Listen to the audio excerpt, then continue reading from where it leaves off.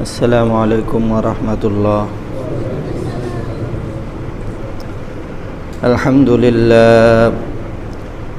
لله نحمده ونستعينه ونستغفره ونؤمن به ونتوكل عليه ونعوذ بالله من شرور أنفسنا ومن سيئات أعمالنا. من يهده الله فلا مضل له ومن يضلله فلا هادي له. ونشهد أن لا إله إلا الله وحده لا شريك له. ونشهد أن سيدنا وسندنا وحبيبنا ومحبوبنا ومولانا وأولانا محمدا عبده ورسوله الذي أرسله بالحق بشيرا ونذيرا وداعيا إلى الله بإذنه وسراجا وقمرا منيرا. أما بعد فقد قال الله تبارك وتعالى في كلامه المجيد وفي فرقانه الحميد: أعوذ بالله من الشيطان الرجيم. بسم الله الرحمن الرحيم. يا أيها الذين آمنوا قوا أنفسكم وأهليكم نارا وقودها الناس والحجارة عليها ملائكة غلاظ شداد لا يعصون الله ما أمرهم ويفعلون ما يؤمرون. صدق الله العلي العظيم وصدق رسوله النبي الكريم ونحن على ذلك لمن الشاهدين والشاكرين والحمد لله رب العالمين. سبحانك لا علم لنا إلا ما علمتنا إنك أنت العليم الحكيم.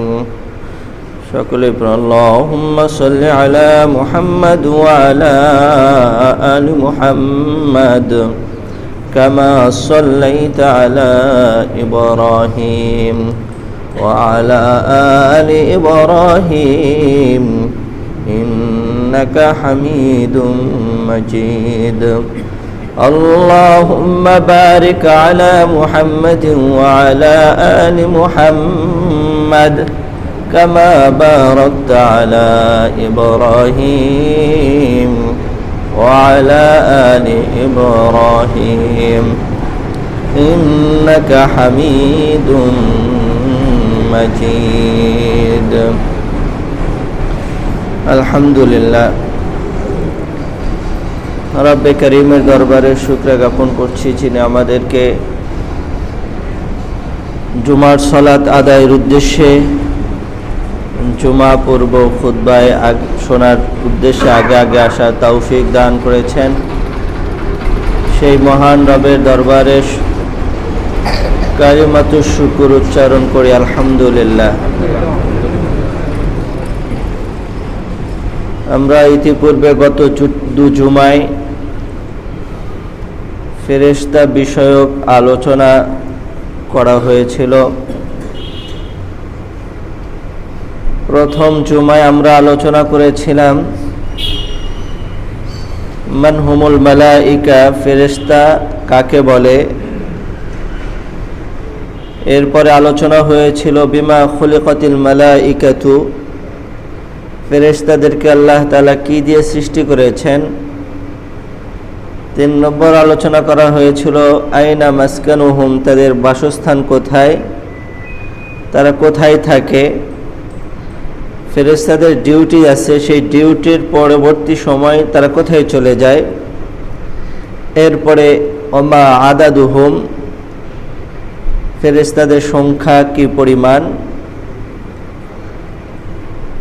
গত জুমায় আলোচনা করা হয়েছিল আওসাফুল মালাইকা, ফেরেশতাদের অসংখ্য অগণিত সিফাত গুণাগুণ রয়েছে, তার মধ্যে কিছু আলোচনা করা হয়েছে, আর আজকে কিছু আলোচনা করা হবে ইনশাআল্লাহ। গত জুমায় আলোচনা করা হয়েছিল ফেরেশতারা লা ইয়াকুলুন, খায় না, পান করে না, তাদের খাওয়ার প্রয়োজন হয় না, সেই চাহিদা আল্লাহ সুবহানাহু ওয়া তাআলা তাদেরকে দেয়নি। 2 নম্বর হলো লা ইয়ানামুন, তারা ঘুমায় না, ফেরেশতারা ঘুমায় না, সদা সর্বদাই আল্লাহ সুবহানাহু ওয়া তাআলার ইবাদত এবং তার নির্দেশ পালন করেন। 3 নম্বর ছিল ফেরেশতারা অনেক শক্তিশালী, দুর্বল নয়, মানুষ দুর্বল, কিন্তু ফেরেশতারা ক্লান্ত হয় না, দুর্বলও হয় না, শক্তিশালী। কতটা শক্তিশালী? হযরতে রাসূল করিম সাল্লাল্লাহু আলাইহি ওয়াসাল্লাম যখন তায়েফে গিয়েছিলেন হিজরত করে দাওয়াত দেওয়ার জন্য, তো তায়েফবাসীর রাসূল করিম সাল্লাল্লাহু আলাইহি ওয়াসাল্লামকে প্রত্যাখ্যান করলেন, তার দাওয়াত তো কবুল করলেনই না, বরং তাকে মেরে রক্তাক্ত করে দিয়েছিল। তায়েফের 2 পাশে 2 পাহাড়ের যেই ফেরেশতাদের দায়িত্ব ছিল, 2 ফেরেশতা এসে বলছেন, ইয়া রাসূলুল্লাহ, আপনি আমাদেরকে অনুমতি দিন, আমাদের এই পাহাড় চাপা দিয়ে তায়েফকে একদম চূর্ণ বিচূর্ণ করে দেব। পাহাড় বিশাল আকৃতির পাহাড়, এই পাহাড়গুলোকে চূর্ণ বিচূর্ণ করা ফেরেশতাদের কাছে কোনো বিষয়ই না। যারা চট্টগ্রামে গিয়েছেন, বান্দরবন গিয়েছেন, দেখেছেন কত বিশাল বড় বড় পাহাড়। এই পাহাড়গুলো এমনি দাঁড়িয়ে রয়নি, আল্লাহ তাআলা বলেছেন ওয়াল জিবালা আওতাদা, এই পাহাড়গুলোকে আল্লাহ তাআলা পেরেক হিসাবে সৃষ্টি করেছেন। পেরেক দিয়ে যেমন একটা জিনিস আটকে রাখেন, আল্লাহ তাআলা এই পৃথিবীকে আটকে রেখেছেন এই পাহাড়ের মাধ্যমে। এগুলো পেরেক, বিশাল বড় বড়, নিচের দিকে তাকাইলেও ভয় লাগে। এত বিশাল পাহাড়, সিঁড়ি দিয়ে উঠতেও পারা যায় না। হিমছড়িতে যারা গিয়েছেন, সুন্দর সিঁড়ি, তারপরেও মাঝখানে বিরতি দিতে হয়, একসাথে ওঠা যায় না। এর চাইতে আরো কত বিশাল বড় বড় পাহাড় রয়েছে। ফেরেশতারা এই পাহাড়গুলো নিয়ন্ত্রণ করেন। ফেরেশতা আল্লাহ রাসূল সাল্লাল্লাহু আলাইহি ওয়াসাল্লামকে বলছেন, আপনি আমাকে অনুমতি দিন, আমাদেরকে এই পাহাড় চাপা দিয়ে তায়েফবাসীকে ধ্বংস করে দেব। দয়ার নবী ছিলেন, রাহমাতাল লিল আলামিন ছিলেন, যিনি ফেরেশতাদেরকে বলেছেন ইন্নাহুম কওমুন লা ইয়াফকাহুন, এই জাতি আমাকে বুঝছে না, এমন একটা সময় আসবে এই মানুষগুলো ঈমান আনবে, এই মানুষগুলো না আনলেও তাদের বংশধরগুলো ঈমান আনবে। রাসূলের দুআয় বর্তমানে আমরা দেখি তায়েফে আর অমুসলিম নেই। 3 নম্বর ছিল ফেরেশতারা অনেক শক্তিশালী। 4 নম্বর উলি আজনিহা, ফেরেশতাদের পাখা রয়েছে, যেগুলো আমরা গত জুমায় আলোচনা করেছিলাম। কোরআনের আয়াত আছে, হাদিসেও আছে, ফেরেশতাদের পাখা রয়েছে। পাখি যেমন উড়ে বেড়ায়, আল্লাহর ফেরেশতারা এই পাখার মাধ্যমে মুহূর্তেই এক প্রান্ত থেকে আরেক প্রান্তে চলে যেতে পারে, তাদের 1 সেকেন্ড সময়ও লাগে না। বলেন সুবহানাল্লাহ। এরপরে তারা 5 নম্বর বলেছিলেন ইন্নাহুম ইয়াতাশাক্কালুনা বিশিকলিল ইনসান, ফেরেশতারা বিভিন্ন আকৃতি ধারণ করতে পারে, বিশেষ করে তারা মানুষের আকৃতি ধারণ করেন। পৃথিবীতে অনেক নবীদের কাছে তাদের আসা যাওয়া ছিল। ইব্রাহিম আলাইহিস সালাতু ওয়াস সালামের বিষয়টি গত জুমায় আলোচনা করেছিলাম। এরপরে সমস্ত 6 নম্বর, সমস্ত ফেরেশতারা অত্যন্ত লজ্জাশীল। তারা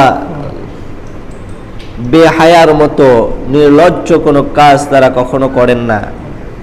যদিও মানুষের স্বভাব হলো এমন, মানুষের স্বভাব হলো বেলাজ, বেশরম, লজ্জাহীনতা। এটা মানুষের অভ্যাস, মানুষের স্বভাব। কিন্তু ফেরেশতারা এমন নন।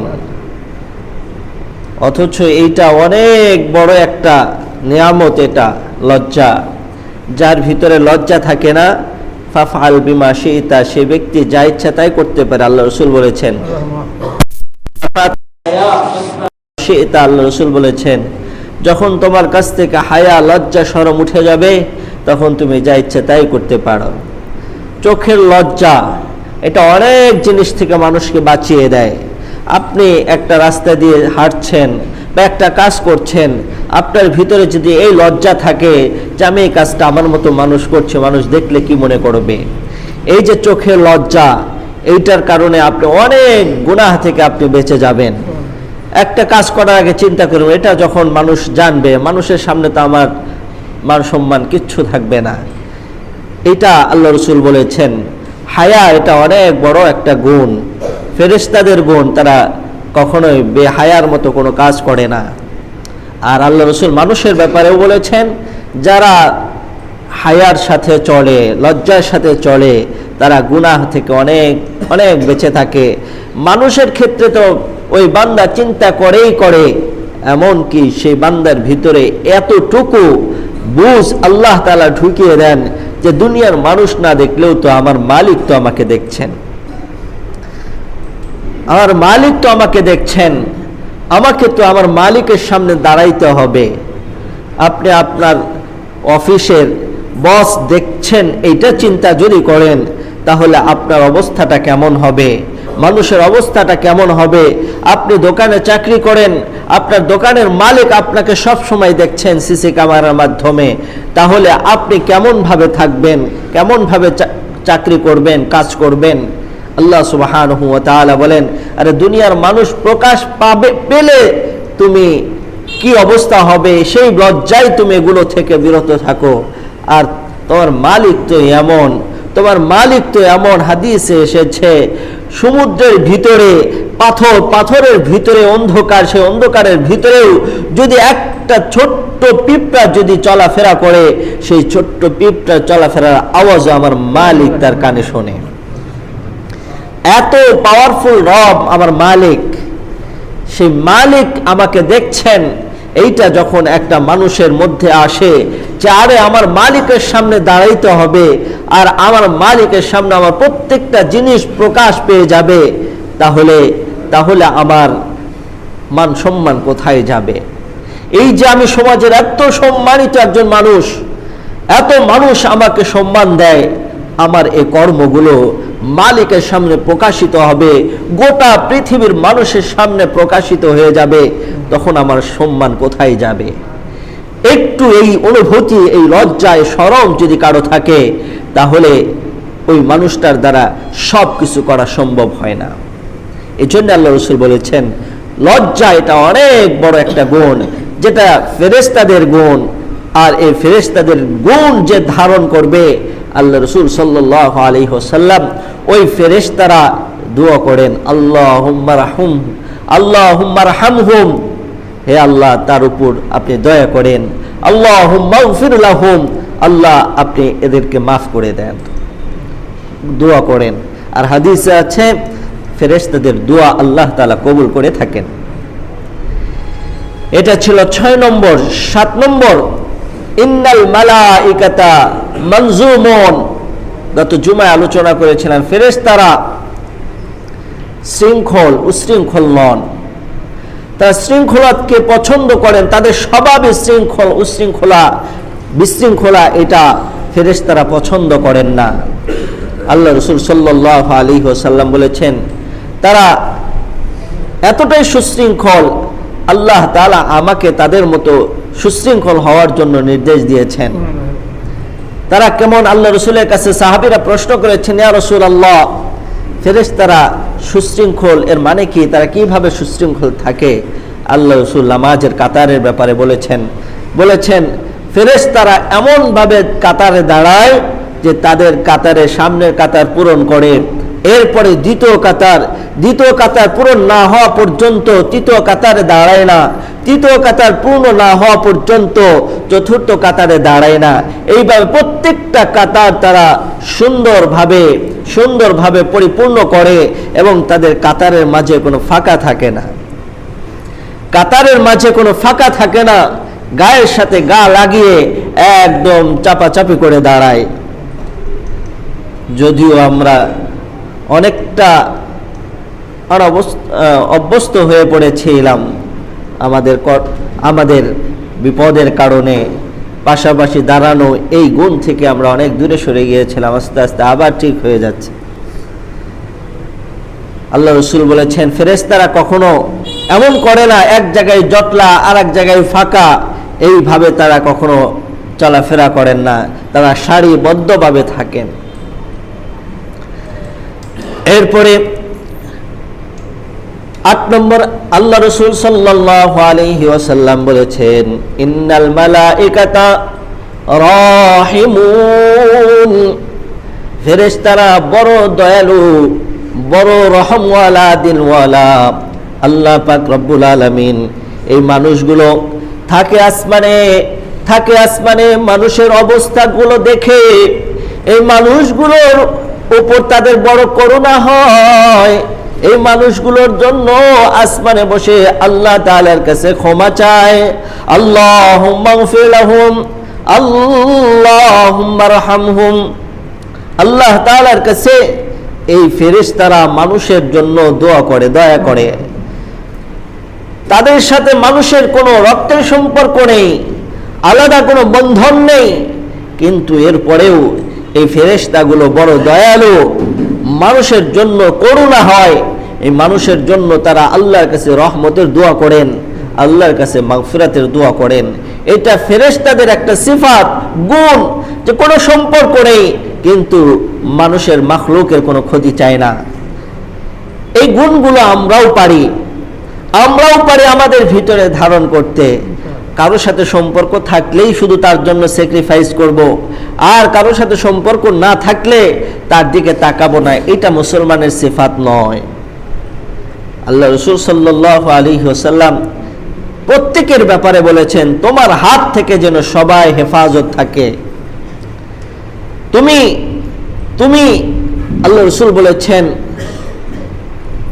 মাজলুম হও, জুলুমকারী হও না। তোমার হাত থেকে যেন মাজলুম, যেন মানুষ যেন নিরাপদ থাকে। আল্লাহ রাসূল বলেছেন, এজন্য প্রত্যেকেই এই জায়গায় আল্লাহ রাসূল এটা বলে নাই শুধু তোমার ভাইরা, তোমার আত্মীয় স্বজন, বন্ধু বান্ধব তোমার হাত থেকে হেফাজত থাকবে, অন্য কেউ থাকবে না, প্রতিবেশী থাকবে না। সেই প্রতিবেশী মুসলমান হোক, অমুসলিম হোক, সবাই প্রত্যেকের কাছ থেকে নিরাপত্তা চায়। প্রত্যেকের কাছ থেকেই ইসলাম তাদের শান্তি, নিরাপত্তা নিশ্চিত করেছেন। এই জন্য কেউ কারো ক্ষতি করলে সে কখনোই প্রকৃত মুমিন হতে পারে না। এই জন্য আল্লাহ রাসূল বলেছেন, 8 নম্বর বলেছেন, ফেরেশতারা বড় দয়ালু। এই ফেরেশতারা সব সময় মানুষের কল্যাণ চায়। সুতরাং আমিও এমনটা হতে পারি, মানুষের কল্যাণ চাইব, কখনো কারো ক্ষতি করব না। যদি উপকার করতে নাও পারি, ক্ষতি করব না। ক্ষতি করে লাভ তার হলো না, তার ক্ষতি হলো না, বরং ক্ষতি আমার হলো। কি পরিমাণ ক্ষতি হলো! মানুষ চিরস্থায়ীভাবে, কার জন্য আমি এত কিছু করছি, মানুষের অন্যায় করছি। বিশেষ করে আমরা যে জিনিসটার গুরুত্বই দেই না, এটা এর আগেও আলোচনা করেছি। আমরা ভাইয়েরা বোনদের অংশ দিতেই চাই না, দিলেও লামসাম একটা অংশ দিয়ে দেই, কোনো রকম যা দিলাম এটা হয়ে গেল, আর চাইতে আসবে না। এটা নয়। আপনি কার জন্য করছেন? আপনার সন্তানাদের জন্য। এই সন্তান কিয়ামতের দিন আপনাকে চিনবে না। বরং আপনি যদি আপনার বন্ধের হক বা আপনার অন্য কারো হক যদি থাকে সেইটা যদি দিয়ে দেন, এই মানুষগুলো যদি ভালো অবস্থায় থাকে কিয়ামতের দিন, আর আপনি যদি বিপদে পড়েন, এই মানুষ আপনার পাশে দাঁড়াবে, আল্লাহকে বলবে, আল্লাহ তার অনেক অপরাধ আছে এটা জানি, কিন্তু একটা ভালো কাজ করেছিল, আমার পাওনা সে একদম পাই পাই করে হিসাব করে আমাকে পরিশোধ করেছিল।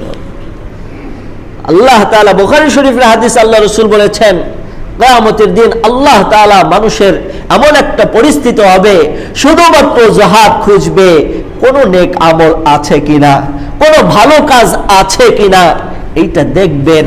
আর যখন দেখবে আপনার হাজারো অপরাধ আছে, ভালো কাজ খুঁজে পাওয়া যাচ্ছে না, একটা ভালো কাজ আছে, সেটা আপনি কারো ক্ষতি করেন নাই, কারো পাওনা কারো হক যদি আপনার কাছে থাকে আপনি পরিপূর্ণ বুঝিয়ে আদায় করে দিয়েছেন। অসংখ্য মানুষ আপনার জন্য সুপারিশ করবে, আল্লাহকে বলবে, আল্লাহ ভাই বলবে, বোন বলবে, আত্মীয় স্বজন বলবে, প্রতিবেশী বলবে যে আল্লাহ এই মানুষটা আমার হক পুরাপুরি আদায় করেছিল, আমি এটা পেতাম, আমাকে দিয়ে দিয়েছিল, এই গুণটা তার অনেক ভালো ছিল, এমন একটা আমলের কারণেও হয়তো আল্লাহ তাআলা আমাকে জাহান্নাম থেকে মুক্তি দিয়ে জান্নাত দিয়ে দিতে পারেন। এটা খেয়াল করা। ফেরেশতাদের গুণ, এরা কখনোই কারো ক্ষতি চায় না, সব সময় রহমত মাগফিরাতে দোয়া করতে থাকে। আমরাও হাদিসে এসেছে আপনি যখন কারো জন্য কোনো দোয়া করবেন, কারো মঙ্গল কামনা করবেন, আল্লাহর ফেরেশতারা আপনার মঙ্গল কামনা আল্লাহর কাছে করবে।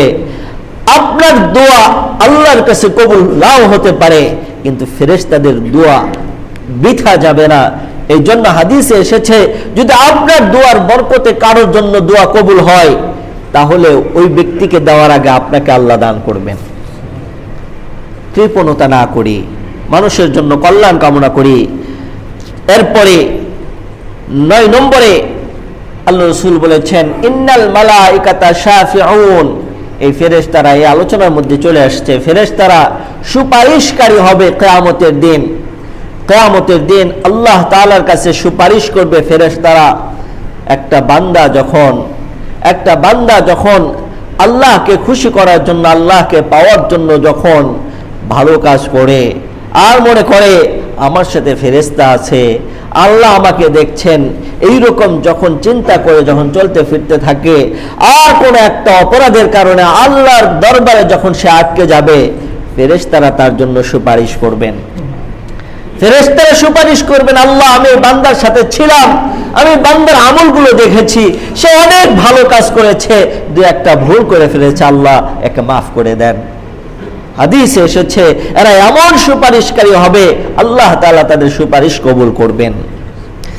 10 নম্বর, আল্লাহ পাক রব্বুল আলামিন বলেন লা ইয়াসুনাল্লাহা মা আমারহুম, ফেরেশতাদের গুণ হলো ইউতিউনাল্লাহা ওয়া লা ইয়াসুনাল্লাহ। ফেরেশতারা আল্লাহ পাক রব্বুল আলামিনের আদেশ পালন করেন, কোন ক্ষেত্রে আল্লাহ তাআলার অবাধ্য হয় না। আল্লাহ তাআলা যা নির্দেশ দেয় ফেরেশতারা তাই করে, যেই কাজের নির্দেশ দেয় সেই কাজটাই তারা করে, এর বিপরীত কোনো কিছু তারা করে না। আল্লাহ পাক রব্বুল আলামিন সূরা তাহরীমের 6 নম্বর আয়াত আল্লাহ বলেন ইয়া আইয়ুহাল্লাযীনা আমানু কু আনফুসাকুম ওয়া আহলিকুম নারা وقودها الناس والحجارة عليها ملائكة غلاظ شداد لا يعصون الله ما أمرهم ويفعلون ما يؤمرون। আল্লাহ বলেন হে ঈমানদারেরা শোনো, কু আনফুসাকুম ওয়া আহলিকুম, তোমরা তোমাদেরকে, নিজেদেরকে এবং পরিবারের সবাইকে জাহান্নামের আগুন থেকে বাঁচাও। কু আনফুসাকুম, তোমরা নিজেরা বাঁচো, নিজেদেরকে বাঁচাও। ওয়া আহলিকুম, এবং তোমাদের পরিবারদেরকে বাঁচাও। নারা, আগুন থেকে, জাহান্নামের আগুন থেকে বাঁচাও। ওয়াকুদুহান নাস ওয়াল হিজারা, যে আগুনের ইন্ধন হবে পাথর আর মানুষ। আল্লাহ তাআলা বলেন জাহান্নামের আগুনের ইন্ধন হবে মানুষ আর পাথর। দুনিয়াতে পাথর দিলে পাথর আগুন কমে যায়, আর জাহান্নামের আগুন এমন হবে যখনই পাথর নিক্ষেপ করবে, যখনই জাহান্নামীকে ওই আগুনের মধ্যে ফেলে দেওয়া হবে, আল্লাহ পাক রব্বুল আলামিন বলেন দুনিয়াতে কেরোসিন ঢেলে দিলে, পেট্রোল যদি ঢেলে দেয় আগুনের ভিতরে যেমন আগুন ধাউ ধাউ করে জ্বলে ওঠে, যখন জাহান্নামীদেরকে জাহান্নামের আগুনে ফেলে দেওয়া হবে, জাহান্নামের আগুন ঠিক ওই রকম ধাউ ধাউ করে জ্বলে উঠবে। আল্লাহ পাক রব্বুল আলামিন বলে ওয়াকুদুহান নাস ওয়াল হিজারা, শোনো হে মানুষ, তুমি নিজেকে ওই জাহান্নামের আগুন থেকে বাঁচাও। আল্লাহ পাক বলেন তুমি নিজেকেও বাঁচাও, তোমার পরিবারকেও বাঁচাও। আজকে তুমি তোমার পরিবারের ভালোবাসার জন্য, ভালো রাখার জন্য কত পরিশ্রম করছো, কত স্ট্রাগল করছো, কত সংগ্রাম করছো একটু ভালো থাকার জন্য। একটাবার এই ফিকির করলা না, চিন্তা করলা না এই মানুষটা মরার পরে কি অবস্থায় থাকবে, এটা একটাবারও চিন্তা করলা না। এত কিছু চিন্তা করে দুনিয়ার জন্য যেন আমার মৃত্যুর পর আমার সন্তানগুলো ভালো থাকে, একটা বাড়ি কিভাবে করে দেওয়া যায় সারা জীবন একটা বাবা চিন্তা করে, একটা স্ত্রী কিভাবে ভালো থাকবে একটা স্বামী সারা জীবন চিন্তা করে, একটা সন্তান চিন্তা করে কিভাবে বাবা মাকে ভালো রাখা যাবে। শুধু চিন্তা, দুনিয়া কেন্দ্রিক চিন্তা। একটা মানুষ এরকম চিন্তা করে না মৃত্যুর পরে আমার বাবার মা কিভাবে ভালো থাকবে। একটা বাবা চিন্তা করে না মৃত্যুর পরে আমার সন্তানটা কোন কাজে ভালো থাকবে। এইটা খুব কম বাবা মা, খুব কম সন্তান, কম মানুষ চিন্তা করে।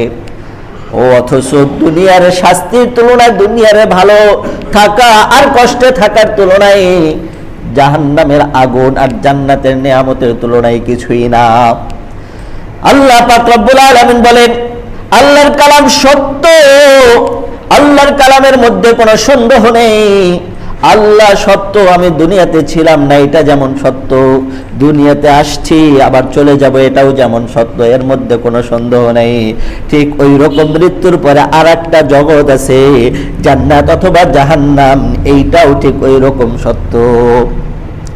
আর ওই জায়গায় হয় আমি জান্নাতে যাব অথবা জাহান্নামে যাব, আর এইটা আমার কর্মের উপরে নির্ভর করছে। এই জন্য আল্লাহ পাক রব্বুল আলামিন বলেন ওয়াকুদুহান নাস ওয়াল হিজারা কু আনফুসাকুম ওয়া আহলিকুম নারা, বান্দারে তুমি নিজেকে জাহান্নামের আগুন থেকে বাঁচাও আর তোমার পরিবারকেও জাহান্নামের আগুন থেকে বাঁচাও। এরপর আল্লাহ বলেন এই ফেরেশতাগুলো, জান্নাত এবং জাহান্নামের কিছু ফেরেশতা আছে, আল্লাহ বলেন ওই আগুন এবং জাহান্নামের নিয়ন্ত্রক যে ফেরেশতাগুলো আছে, আলাইহা মালাইকাতুন, এই আগুনকে এই জাহান্নামকে এরকম ঘিরে রেখেছে কিছু কিছু ফেরেশতা। রিলাজ, যে ফেরেশতাগুলো কঠিন শক্তিশালী হবে, বড় ভয়ঙ্কর হবে, তাদের চেহারা দেখলেই মানুষ জাহান্নামীরা ভয় পেয়ে যাবে। শিদাদুন, তাদের কঠিন আচরণ হবে। সব ফেরেশতা নমনম করে না। দুনিয়ার যে ফেরেশতাগুলো আসে সেই ফেরেশতাগুলো বড় দয়ালু, কিন্তু কিছু কিছু ফেরেশতা রিজার্ভ রেখে দিয়েছেন। সব ফেরেশতা মানুষের আচরণ দেখে না। এই ফেরেশতাগুলো জাহান্নাম নিয়ন্ত্রণ করেন। জাহান্নাম দেখে দেখে মানুষের স্বভাব যেমন পরিবর্তন হয়, কঠিন আগুনের কাজে যারা থাকে তাদের দিলটা বড় শক্ত হয়, চোখে পানি আসে না, তাদের কাজ করতে করতে মন মানসিকতা ওই রকম হয়ে যায়। জাহান্নামের ফেরেশতাগুলো ঠিক ওই রকম কঠিন স্বভাবের হবে, যারা কারো কোনো দিকে খেয়াল করবে না, কষ্ট পাইলেও তাদের কষ্ট লাগবে না, এমন ফেরেশতা। আল্লাহ পাক রব্বুল আলামিন বলেন লা ইয়াসুনাল্লাহা মা আমারহুম ওয়া ইয়াফআলুনা মা ইউমারুন। লা ইয়াসুনাল্লাহ, তারা আল্লাহ তাআলার কোনো কাজে অবাধ্য হয় না। লা ইয়াসুনাল্লাহ, তারা আল্লাহ তাআলার কোনো কথায় অবাধ্য হয় না, কোনো কাজের অবাধ্য হয় না। আল্লাহ যা করতে বলেন সেইটাই করবেন, এর বিপরীত কোনো কিছুই করে না। লা ইয়াসুনাল্লাহা মা আমারহুম ওয়া ইয়াফআলুনা মা ইউমারুন। এটা 10 নম্বর ছিল। আর অসংখ্য ফেরেশতাদের আওসাফ রয়েছে, ফেরেশতাদের গুণাবলী রয়েছে। এগুলো আলোচনা করলে, এক দুইটা গুণাবলী আলোচনা করলে একটা করে জুমা পার হয়ে যাবে। তো এই জন্য আওসাফের গুণাবলীর আলোচনা এ পর্যন্তই থাকবে ইনশাআল্লাহ। আগামী জুমা থেকে আলোচনা হবে ফেরেশতাদের দায়িত্ব কি। ফেরেশতা সাধারণত 2 ধরনের ফেরেশতা আছে, বিশেষ বিশেষ কিছু ফেরেশতা আছে। 4 জন ফেরেশতা, জিব্রাইল, মিকাইল, ইসরাফিল, আজরাইল। এই বিশেষ বিশেষ ফেরেশতাদের দায়িত্ব বিশেষ, আর সাধারণ ফেরেশতাদের দায়িত্ব কিছু আলাদা আলাদা আছে। আমরা আগে সাধারণ ফেরেশতাদের কিছু আলোচনা করব যে তাদের দায়িত্বগুলো কি, এরপরে ইনশাআল্লাহ বিশেষ বিশেষ ফেরেশতাদের কিছু আলোচনা দায়িত্ব আলোচনা করে ইনশাআল্লাহ আমরা ফেরেশতাদের আলোচনা শেষ করব। আল্লাহ তাআলা আমাদের সবাইকে তৌফিক দান করে, আমিন। যারা সুন্নত পড়েনি কাবলা জুমা সুন্নত পড়েনি।